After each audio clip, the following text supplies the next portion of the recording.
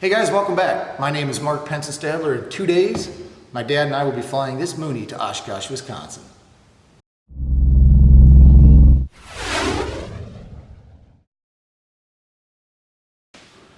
All right guys, I'm waiting for my dad to arrive into town a little bit later today. So in the meantime, I am in the hangar getting some things ready to go that we need to take along with us in the airplane. The first thing I want to mention is, did you guys know that in about 7 or 8 states, it's actually illegal to fly a Mooney if you don't have the proper Mooney t-shirt? I got mine at aircrafttshirts.com, and if you guys want to get a t-shirt there, I certainly appreciate it. It does help support the channel. On a more serious note, the first thing I have ready to go here is the NOTAM booklet. You guys probably know this includes all the information and instructions you need to safely fly into and out of Oshkosh. It's required to know, so I have that ready to go. In that NOTAM booklet, you'll see it will direct you to make 2 signs, and here are my signs.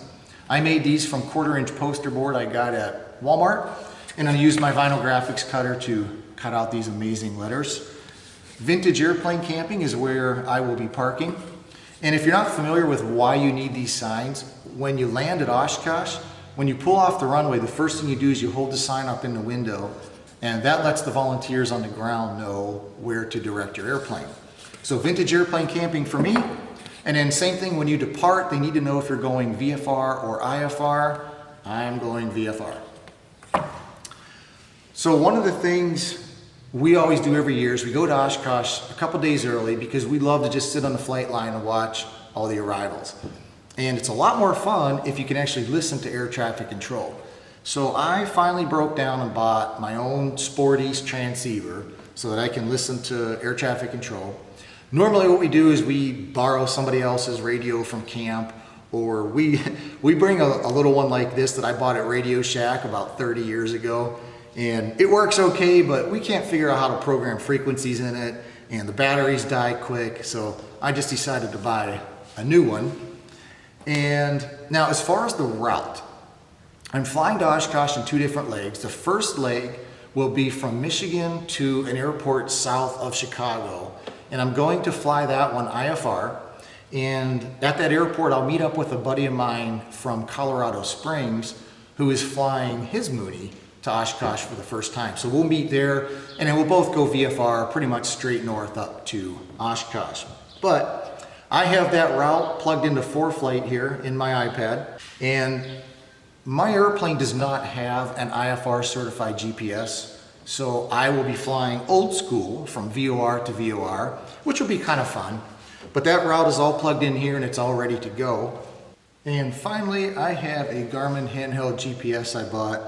I mounted it right on my control wheel, and even though it's only a VFR GPS, I will still input the route and the waypoints into here just as another source of information.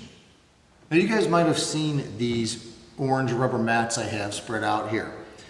These are from a company called GripMat, and GripMat has reached out to me through my YouTube channel and offered to send me a set of them to see if I thought they were useful for people who are building kit planes.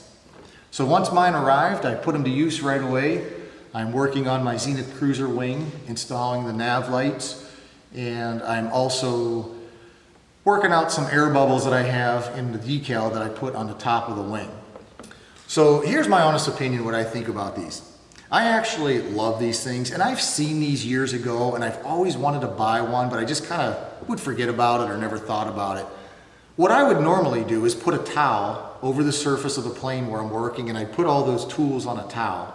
But what I've had happen before is that towel would slide off the wing or the fuselage or whatever. Tools would go flying everywhere and possibly scratch the paint.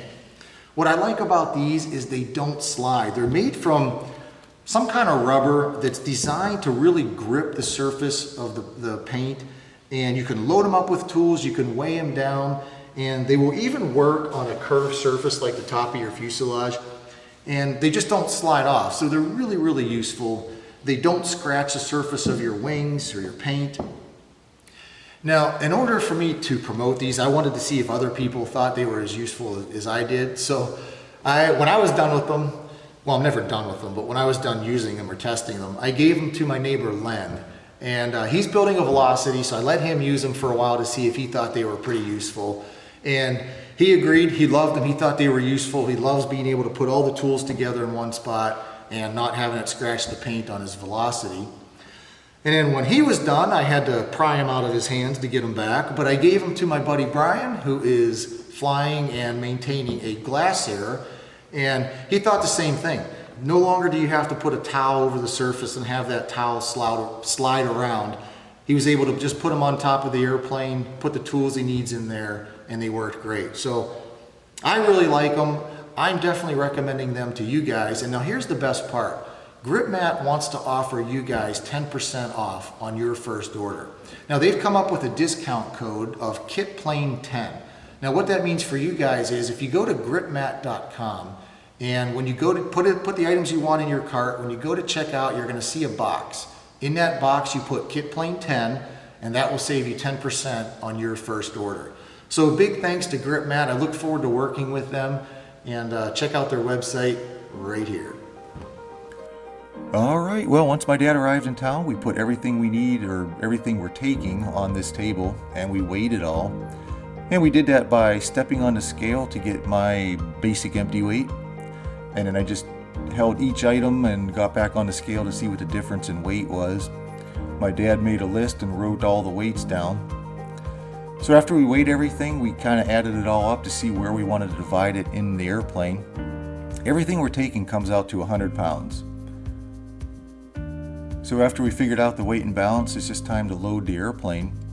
This back shelf here has a 10-pound limit, and each of these sleeping bags weighs 5 pounds, so that worked out nice. We put those back there, and the rest of the stuff we just divided between the baggage compartment and the back seat. Some of the real heavy stuff like the tent and air mattresses, and we have a cooler of some food and stuff like that, I gave that to a buddy of mine who's going to drive it up. And once we get to Oshkosh, we'll meet up with him and grab that from him. We'll have our whole camp set up.